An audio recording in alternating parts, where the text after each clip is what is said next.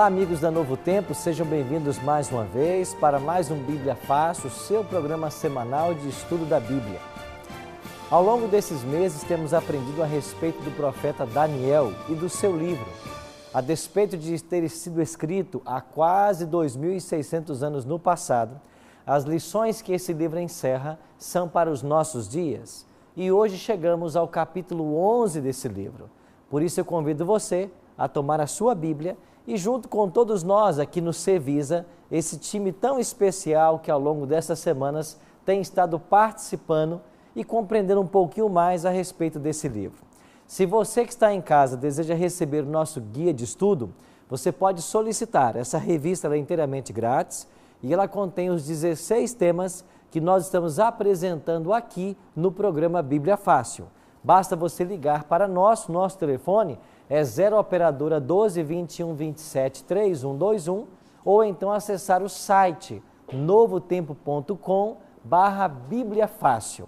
Aproveita e curte a nossa página no Facebook, facebook.com/Bíblia Fácil NT.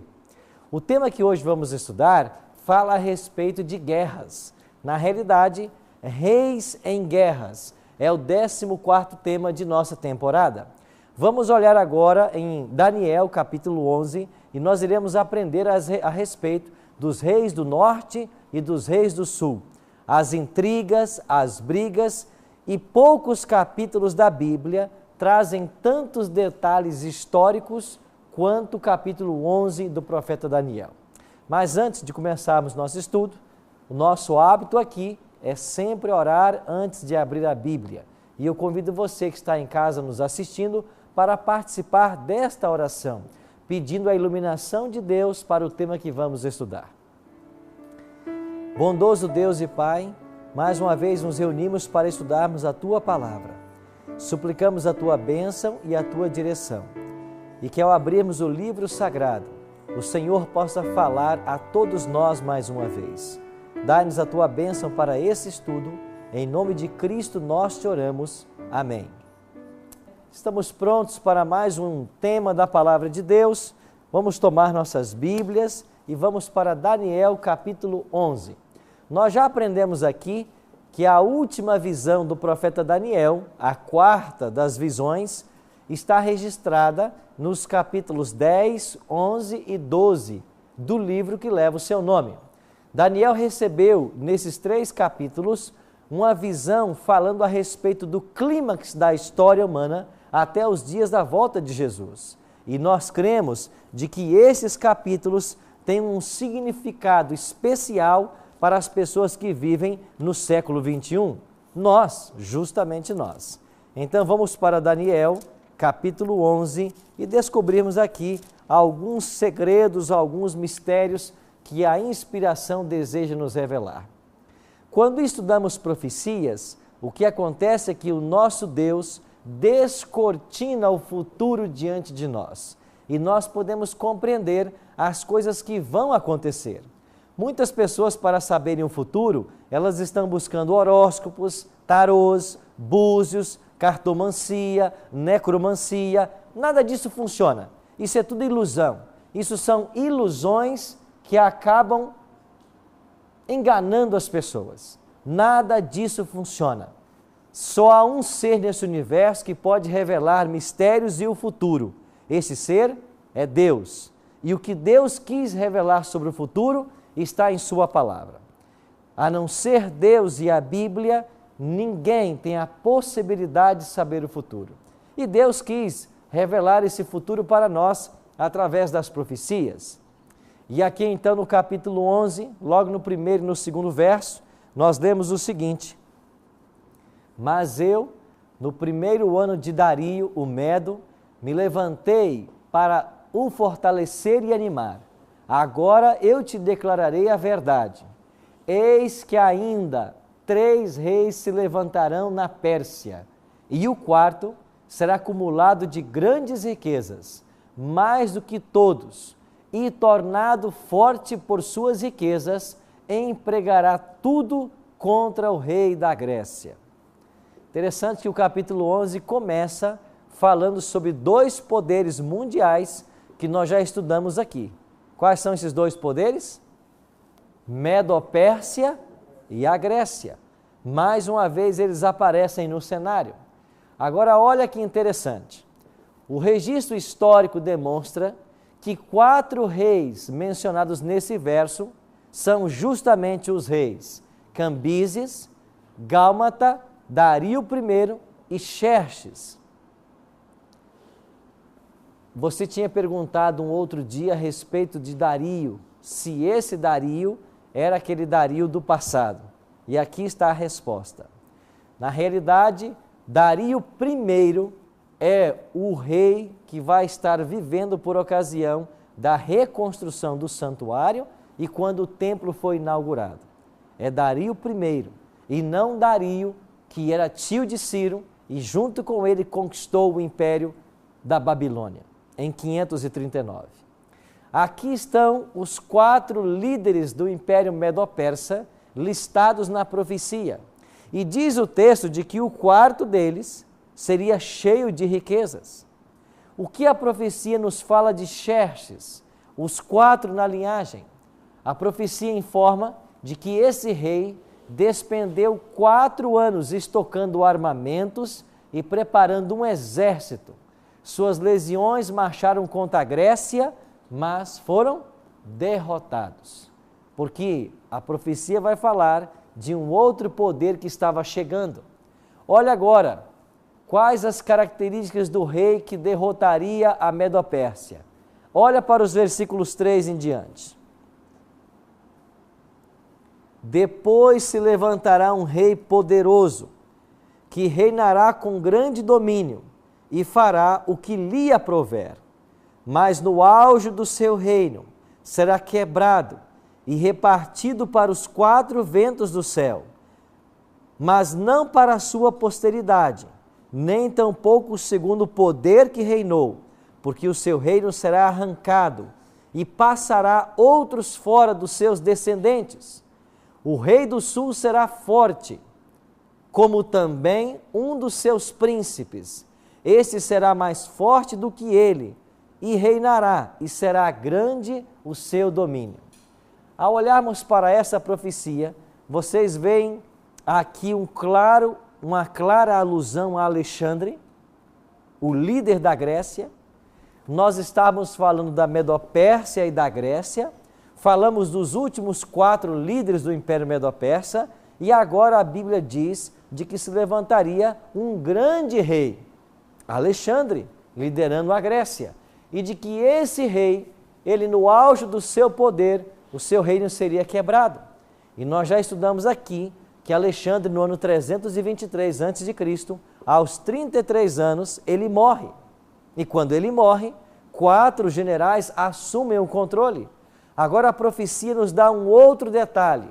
Aqui nos diz que após a morte dele, os seus descendentes não assumiriam o trono, mas outros assumiriam. Quando Alexandre morre, a princípio, o filho dele e o irmão começam a reinar, mas logo, logo eles serão assassinados pelos generais de Alexandre. Kênia? Pastor, eu observei que ao longo do livro de Daniel, essas profecias se repetem. Primeiro, ele tem a visão da estátua, o Nabucodonosor, né, tem a visão da estátua e ele decifra. Depois ele vê os animais e agora novamente. Qual a finalidade de várias repetições com o mesmo significado? Lembra que nós apresentamos para vocês um conceito sobre Daniel, de que a profecia é uma verdade que se amplia?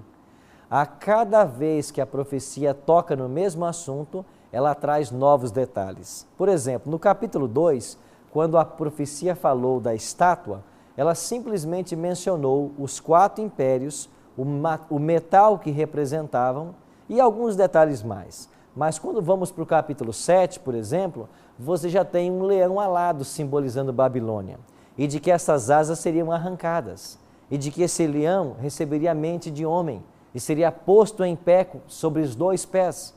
Detalhes do que aconteceria com Nabucodonosor, que nós estudamos no capítulo 4, a loucura dele.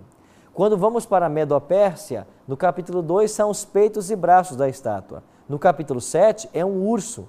e que já traz 3 costelas na boca, que nós aprendemos aqui, que são símbolos da Lídia, Babilônia e Egito, as 3 principais conquistas do Império. Então você percebe que cada vez que a profecia volta num tema, ela enriquece o assunto com mais detalhes? Como estamos chegando no capítulo final de Daniel, ou seja, nós vamos agora ver os últimos detalhes que a profecia quis revelar para nós. E o primeiro deles era que Alexandre, quando morresse, a descendência dele não se sentaria no trono. De fato, olha o que diz a profecia. Quando Alexandre estava no auge do seu poder, ele morre. E quando ele morre, ele foi sucedido por seu filho, que nasceu após a sua morte. Depois é o irmão de Alexandre, chamado Filipe, que vai dominar o trono da Grécia. Mas não por muito tempo, porque os generais de Alexandre assassinaram seu filho, seu irmão e dividiram o reino entre si. Então veja que é apenas aqui no capítulo 11 que esse detalhe do reino da Grécia não ficar nas mãos dos descendentes de Alexandre.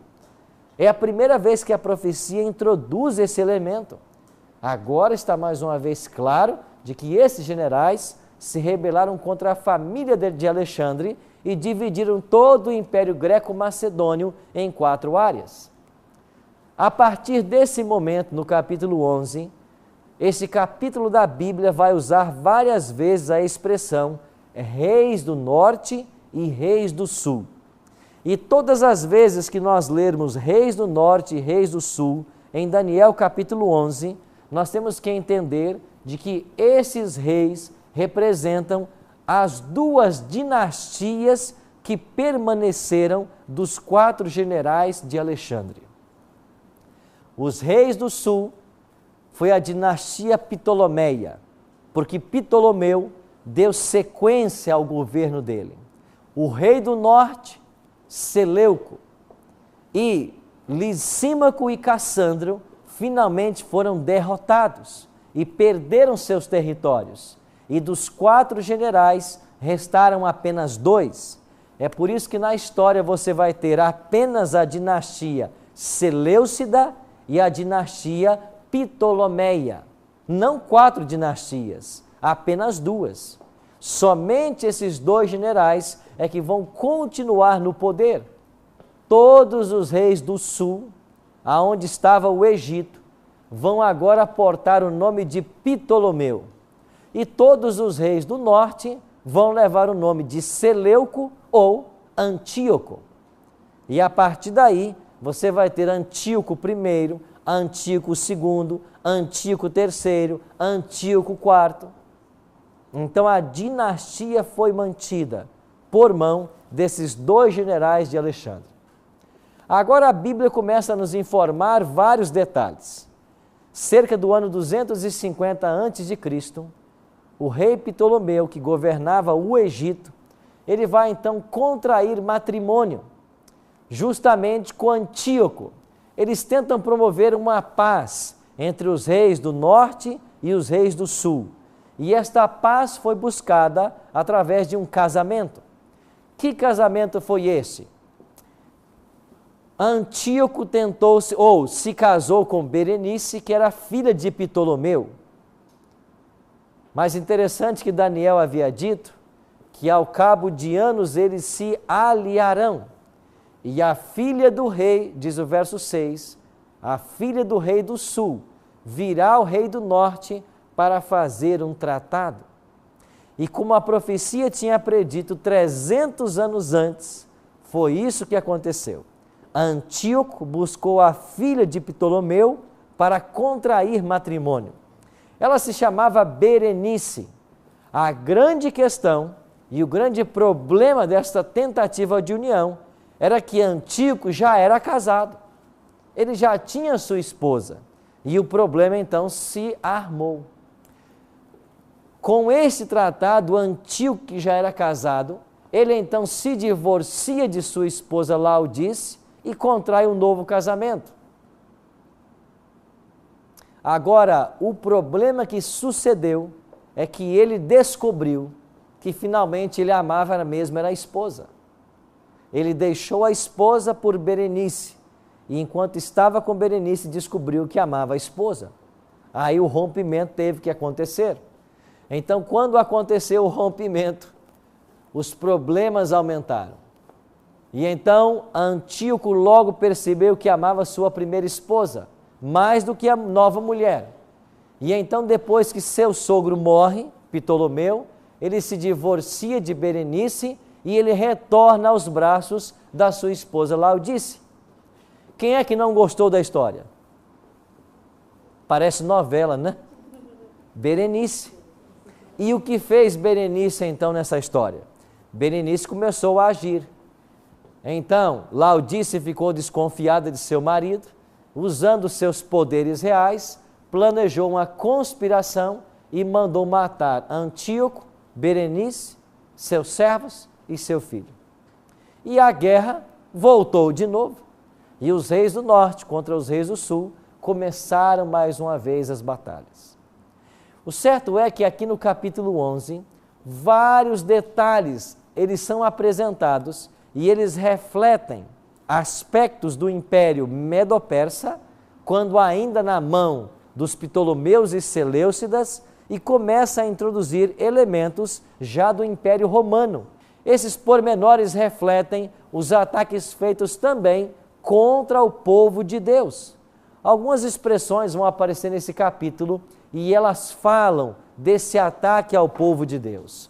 Olhe, por exemplo, no versículo 21, Daniel 11, verso 21. Depois se levantará em seu lugar um homem vil, ao qual não tinham dado a dignidade real, mas ele virá caladamente, tomará o reino com intrigas. Olha para o verso 22. As forças inundantes serão arrasadas de diante dele, serão quebrantadas, como também o príncipe da aliança. Olha o verso 28 e 30. Então o homem vil tornará para a sua terra com grande riqueza, e o seu coração será contra a santa aliança. Ele fará o que lhe aprouver e tornará para a sua terra. No tempo determinado, tornará a avançar contra o sul, mas não será nesta última vez como foi na primeira. E finalmente o versículo 30, porque virão contra ele os navios de Quitim, e lhe causarão tristeza, voltará e se indignará contra a sua aliança, e fará o que lhe aprouver, e tendo voltado, atenderá aos que tiverem desamparado a santa aliança. E essa expressão santa aliança não é a primeira vez que ela aparece aqui no capítulo 11. Ela vai aparecer aqui algumas vezes, mas ela já havia aparecido em Daniel. E essa santa aliança fala da relação entre Deus e seu povo.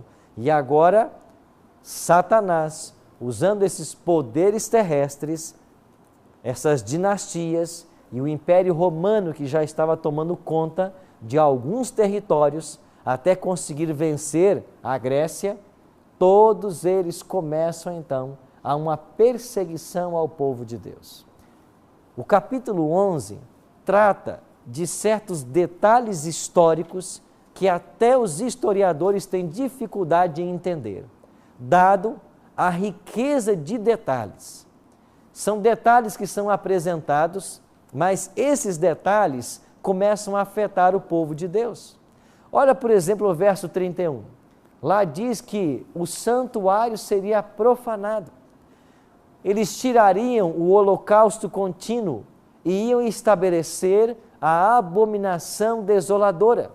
No verso 33, alguns do povo cairão pela espada e pelo fogo e pelo cativeiro e pelo despojo.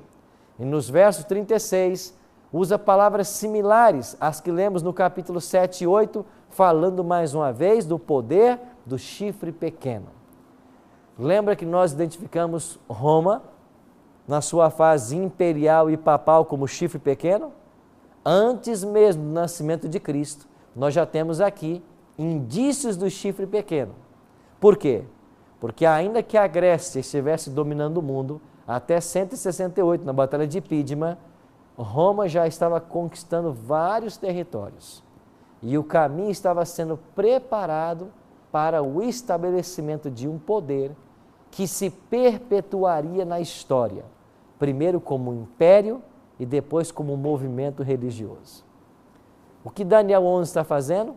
Está trazendo para nós detalhes que nos ajudarão a entender melhor como que Deus dirige as coisas e, sobretudo, como que Ele protege o seu povo dos ataques do inimigo. Nós iremos para um breve intervalo e assim que nós voltarmos, nós vamos dar continuidade a esse tema. Já já estaremos de volta.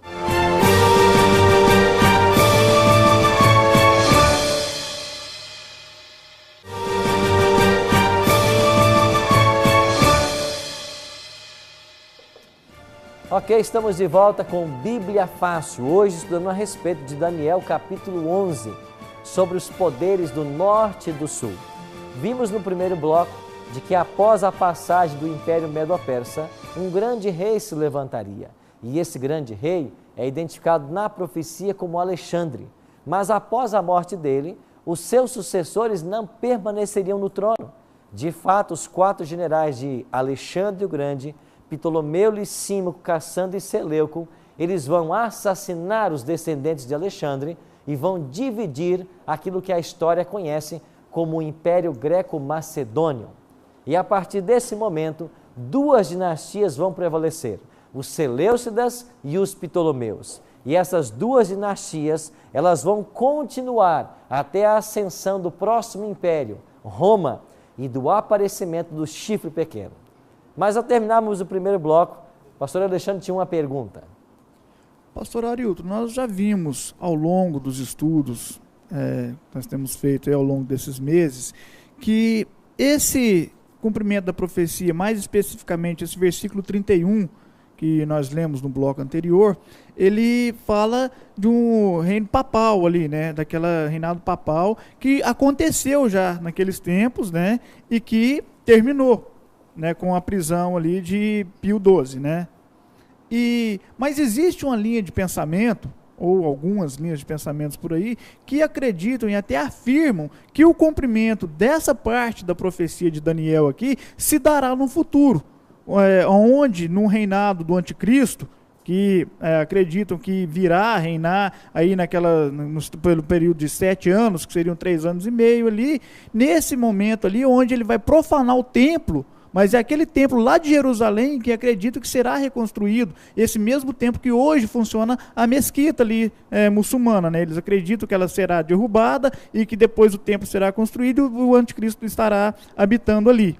E nesse momento, segundo eles, Roma estará se posicionando contra o anticristo. O que explicar disso? Você vê que, na realidade, o que é feito na teoria dispensacionalista a respeito desse tema é uma verdadeira miscelânea.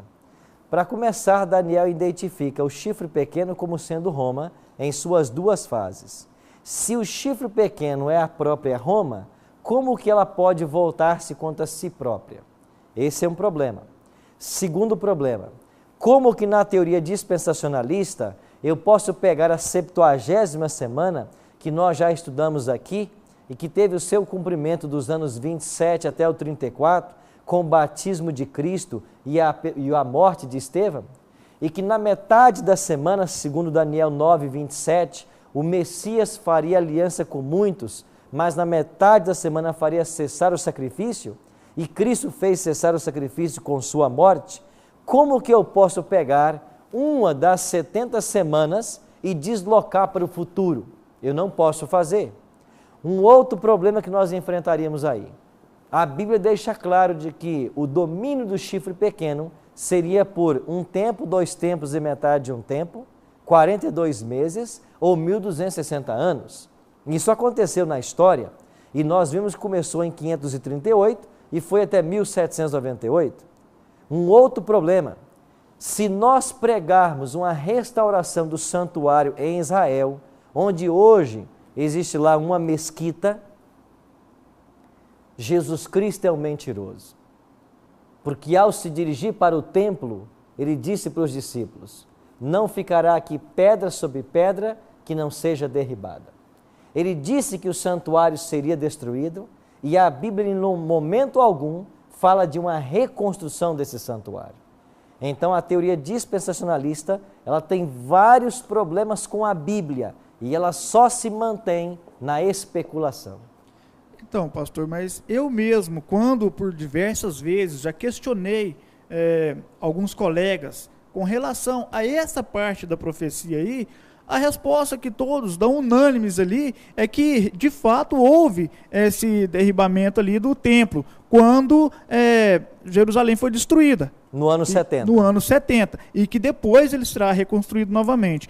Mas aonde está a profecia da reconstrução? Concernente ao fato ali dos 3 anos e meio do reinado do anticristo, eles jogam justamente essa questão do tempo, 2 tempos e metade de um tempo, colocando isso assim como 1 ano, 2 anos, que daria 3 anos, mais metade de um tempo, que seria 6 meses, né? Que aí então o anticristo faria uma aliança com os governos políticos e espirituais, no caso com as igrejas no geral, até que ele se assente no trono ali, no templo.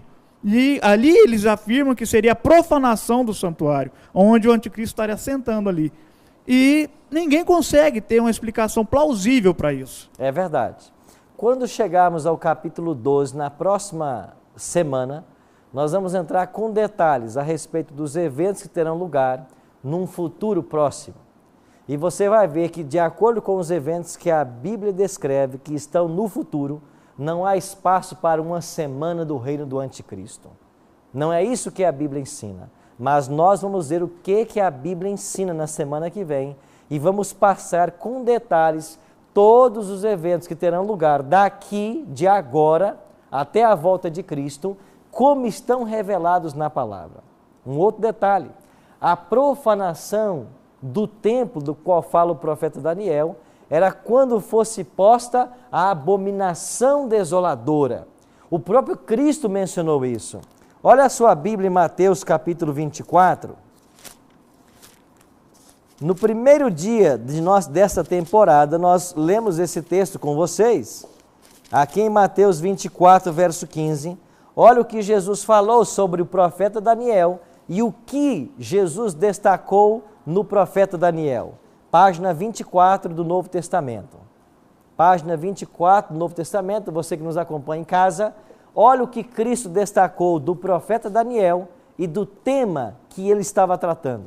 Mateus 24, verso 15.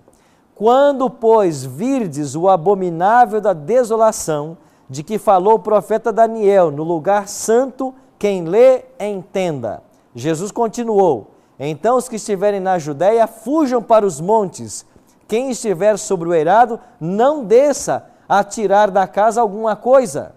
E quem estiver no campo, não volte atrás para buscar a capa. Ai das que estiverem grávidas e das que amamentam naqueles dias. Orai para que a vossa fuga não se dê nem no inverno e nem no sábado. Deixa eu destacar 2 coisas aqui. A primeira delas é que Jesus falou que o santuário é profanado quando fosse estabelecido o abominável da desolação.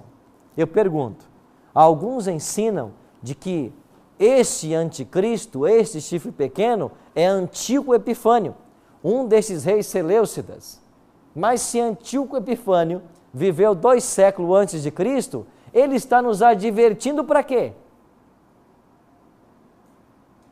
Por que Jesus iria advertir do abominável da desolação, se isso já se cumpriu 2 séculos antes da vinda dele? É claro que está no futuro.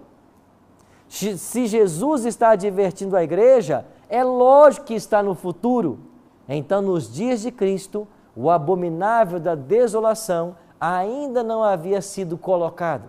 E nós veremos, quando estudarmos o capítulo 12, o que foi esse abominável da desolação.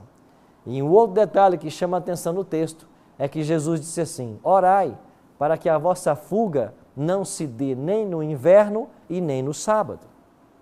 Na semana que vem, o tema nosso do Bíblia Fácil Daniel será um tempo de angústia sem precedentes. E sabe o que vamos aprender? De que chegará um tempo de prova para o povo de Deus, qual nunca houve desde a criação da humanidade. E Jesus, antevendo dias assim, ele disse: orai para que a vossa fuga não se dê no inverno e nem no sábado. No inverno, por causa da condição climática. para não dificultar a nossa fuga. No sábado, para não ser profanado o santo dia de Deus. Você percebe quantas coisas Jesus quer nos ensinar em sua palavra? Mas nós veremos com mais detalhes essa questão no capítulo 12 de Daniel. Certo? Vamos avançar um pouquinho mais em nosso estudo do capítulo 11. O capítulo 11 chega ao seu clímax com um ataque final contra o povo de Deus. Mas as boas novas são que a vitória já está garantida para os fiéis seguidores, e todos os que amam a Deus haverão de triunfar. É essa a promessa do capítulo 11. Olha o que diz o verso 45 agora. Daniel, voltamos lá para Daniel, capítulo 11, e olha o verso 45. Armará suas tendas palacianas entre os mares contra o glorioso Monte Santo, mas chegará ao seu fim e não haverá quem o socorra. Quando termina o capítulo 11, fala-se de uma ameaça ao Monte Santo de Deus, mas da derrota do poder que ataca ao povo de Deus. Assim, chegará ao seu fim e não haverá quem o socorra. Ou seja, aqueles que estão atacando o povo de Deus, não haverá socorro para esses. E quando terminamos o capítulo 11, imediatamente após as descrições das guerras e dessas cenas, o capítulo 12 introduz com um verso apresentando mais uma vez o libertador do povo de Deus. Olha o que diz o versículo 12, capítulo 12, verso 1. Nesse tempo se levantará Miguel, o grande príncipe, o defensor dos filhos do teu povo, e haverá um tempo de angústia qual nunca houve, desde que a nação até aquele tempo. Mas naquele tempo será salvo do teu povo todo aquele que for achado inscrito, aonde? No livro. Que livro é esse? É o livro da vida. O livro da vida é um livro que existe no céu. E toda pessoa que aceita a Cristo como Salvador pessoal e passa pela cerimônia do batismo, tem o seu nome colocado no livro da vida. Quando Cristo enviou os discípulos para pregarem, para expulsarem demônios, para curarem, eles tiveram grande sucesso numa primeira missão. E quando eles voltaram com um relatório para Jesus, eles disseram: Senhor, nós pregamos, cumprimos a tua ordem, até os demônios se submetem a nós. E a resposta de Cristo para eles foi: mas bem-aventurados sois, porque o vosso nome está escrito no livro da vida dos céus. Quando nosso nome é colocado lá? Quando eu aceito a Cristo. É por isso que a Bíblia diz que abaixo do céu não existe outro nome pelo qual importa que eu seja salvo. E quando termina o conflito do capítulo 11, o capítulo 12 já inaugura falando do libertador, falando de Cristo. E mais uma vez aqui ele é chamado de Miguel. Esse Miguel é o que vem para libertar o povo de Deus. E a libertação do povo de Deus está prometida. E ela vai se concretizar no segundo advento de Cristo. Então, o livro de Daniel, que começa no ano 605 a.C., ele caminha ao lado dos fatos históricos para o maior evento de todos, que será a gloriosa volta de Jesus. E aqui eu tenho que destacar um ponto para vocês. Mais de 300 textos nesse livro falam da volta de Cristo. Ao mesmo tempo, as pessoas estão ensinando por aí ensinos que não são corretos. Estão ensinando que Jesus não volta. Outros ensinam que ele volta, mas é uma volta espiritual. Outros ensinam que ele não volta, haverá um arrebatamento secreto. Mas olha, a Bíblia não tem nada de arrebatamento secreto. A Bíblia não ensina que a volta de Jesus será secreta. Pelo contrário, a Bíblia diz que a volta de Cristo será visível, audível, literal. Olhe um pouco Mateus 24 para um texto que Jesus mencionou, para você ver quão interessante é aquilo que a Bíblia ensina e aquilo que estamos vendo em nossos dias ser ensinado a respeito desse glorioso evento.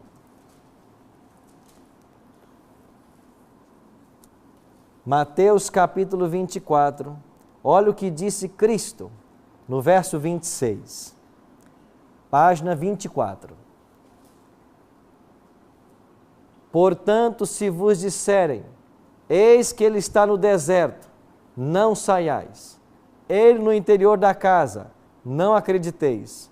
Porque assim como o relâmpago sai do oriente e se mostra no ocidente, assim há de ser a vinda do Filho do Homem. Por acaso um relâmpago, quando ele surge no céu, há alguma coisa de secreto nisso? Claro que não. É um incidente visível para todos. Olhe um outro detalhe, versículo 30. Então aparecerá no céu o sinal do Filho do Homem. Todos os povos da terra se lamentarão e verão o Filho do Homem vindo sobre as nuvens dos céus com poder e muita glória. Todos verão Cristo voltar com poder e muita glória. Não há nada de secreto nisso. Sim, Kênia? É ensinado na minha igreja que isso ocorrerá na segunda vinda de Jesus, na parousia. Primeiro haverá o arrebatamento secreto, enquanto a igreja estiver na glória, vai haver 3 anos e meio de um período de falsa paz. No segundo período de 3 anos e meio, o anticristo mostra quem realmente ele é. E depois disso, Jesus volta com a igreja, e aí esse evento aqui, segundo a visão dispensacionalista, aí é que ocorrem esses fatos. Então deixa eu entender algumas coisas dessa visão. Se acontece um arrebatamento secreto, quem é que são arrebatados? Os salvos? Os salvos. Todos os salvos? Todos os salvos. E esses são levados para o céu? Sim. Quanto tempo eles ficarão lá? Durante 7 anos, nas bodas do Cordeiro. 7 anos? 7 anos. Aí depois de 7 anos, Cristo volta com a igreja. Sim. E aqueles que estavam aqui na terra durante os 7 anos, há chance de salvação para eles? De acordo com essa visão, essas pessoas, elas serão salvas se elas vão conseguir a salvação derramando o seu próprio sangue. Serão mártires? Serão mártires. Nesse caso, eu acredito que está invalidando o sacrifício de Jesus. Então elas são salvas porque elas entregam o seu próprio sangue. Entregam porque elas não negam a Cristo. E não negando a Cristo, porque o anticristo vai exigir que elas neguem a fé. E elas não negando a fé, elas alcançam a salvação. Aí elas serão mortas. Aí Jesus volta com uma igreja para reinar no milênio. Prende Satanás, pega o falso profeta e a besta, atira no lago de fogo, né, e prende por 1000 anos Satanás e reina aqui com a igreja por 1000 anos.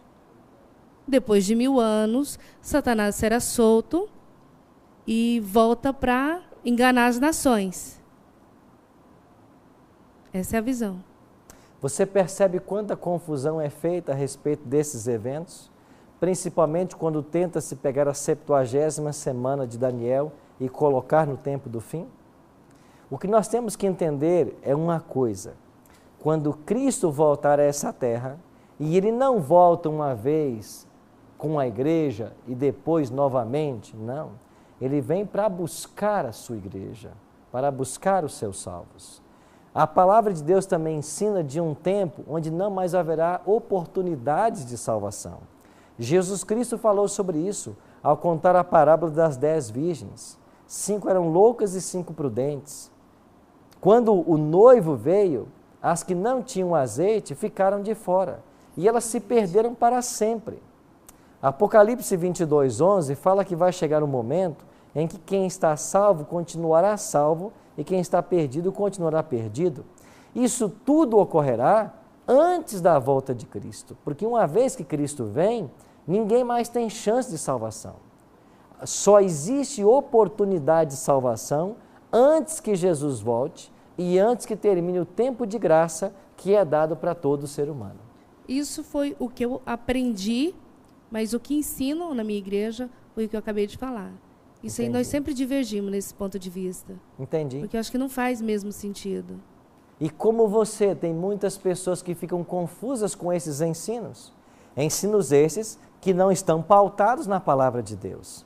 O que nós precisamos ao estudar as profecias é estabelecer cronologicamente os eventos que terão lugar até o glorioso aparecimento de Jesus. E quando Cristo voltar, Ele próprio ensinou que quando Ele voltar, Ele vai vir para retribuir a cada um segundo as suas obras. Então Ele volta para retribuir. É impossível alguém receber a recompensa antes.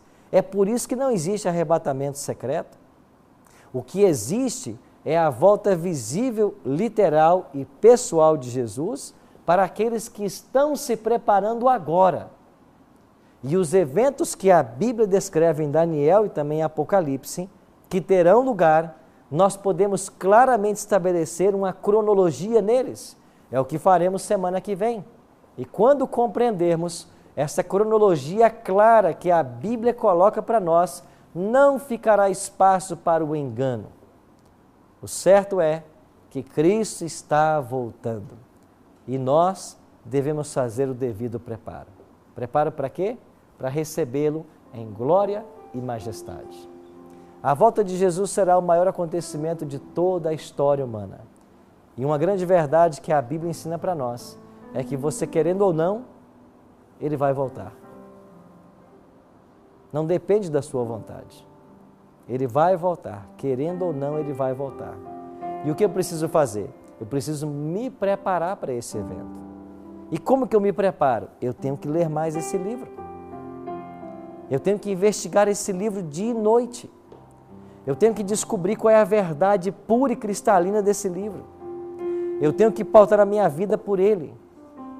E eu tenho que viver o que o Evangelho me ensina. Eu não posso viver de filosofias e tradições e dogmas humanos.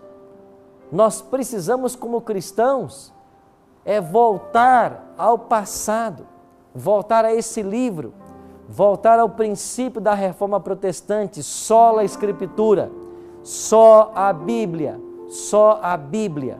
O que ela ensina tem que ser para mim e para você a regra de fé e prática. Então, se o que você está aprendendo na sua igreja não pode ser provado na Bíblia, não creia. Fuja desses falsos ensinos. Deus está chamando o seu povo para a palavra. E agora, qual será a nossa decisão? Vamos colocar esse livro como nosso guia ou vamos continuar sendo confundidos por filosofias e tradições humanas?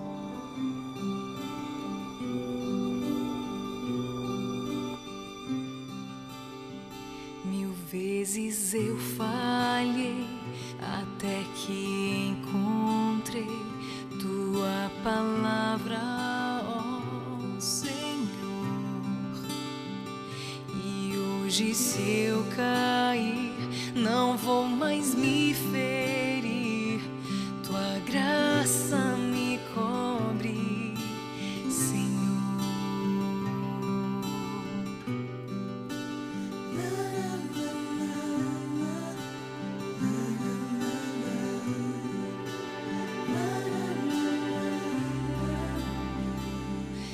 Majestoso Deus, é desejo meu prosseguir em te buscar, sempre me perder na arte de trazer louvores a ti, Senhor. O meu coração coloco em tuas mãos e tudo o que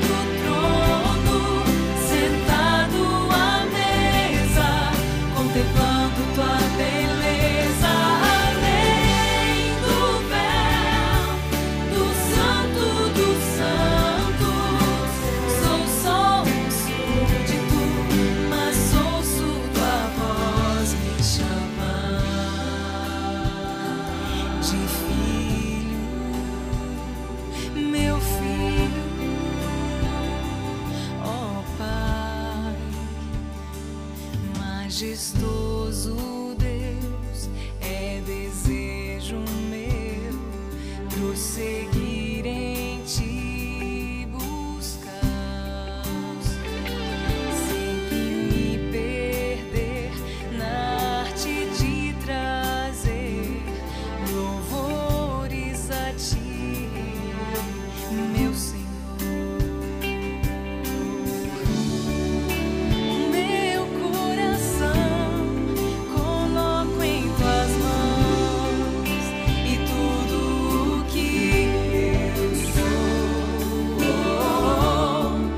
com vestes de louvor, eu vim, ó Senhor, oferecer o meu melhor no Teu altar, na sala do trono, sentado à mesa, contemplando Tua beleza, além do véu do Santo dos Santos.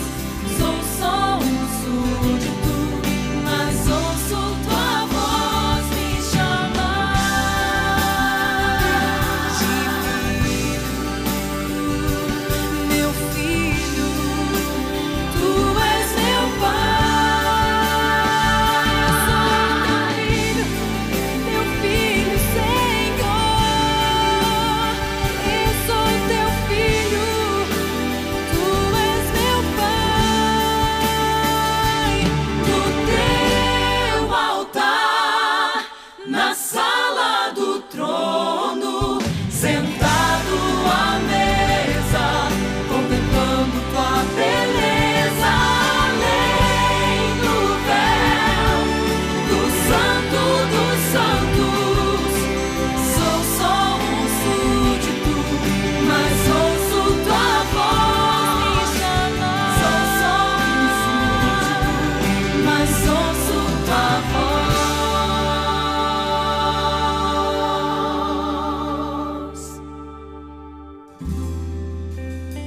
me chamar, me chamar.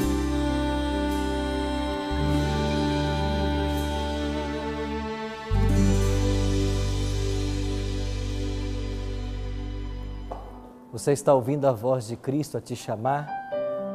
Quando termina os conflitos do capítulo 11 de Daniel, no primeiro verso do 12, surge Miguel mais uma vez, para libertar seu povo.